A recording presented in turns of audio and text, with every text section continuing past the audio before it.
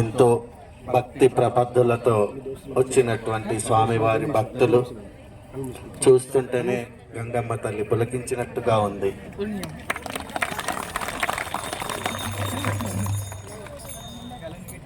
ఈ కార్యక్రమాన్ని మొదలు పెట్టుకోవాలంటే ఫస్ట్ ప్రణాళిక కావాలి.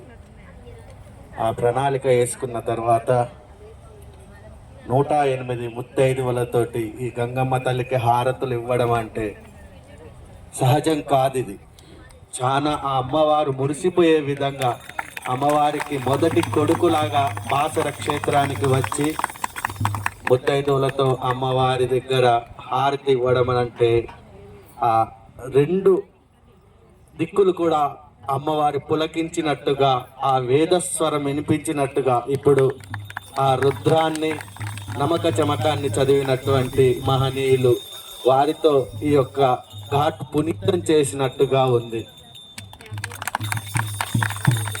నమస్తే అస్తు భగవాన్ విశ్వేశ్వరాయ మహాదేవాయ త్ర్యంబకాయ త్రిపురాంతకాయ త్రికాగ్నికాలాయ కాలాగ్నిరుద్రాయ నీలకంఠాయ మృత్యుంజయాయ సర్వేశ్వరాయ సదాశివాయ శ్రీమన్మహాదేవాయ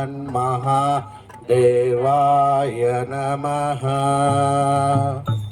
హరిహో నాకు ఇచ్చినటువంటి ఈ సదవకాశాన్ని ఆ స్వామివారి పాదాల ముందు ఉంచుతున్నాను.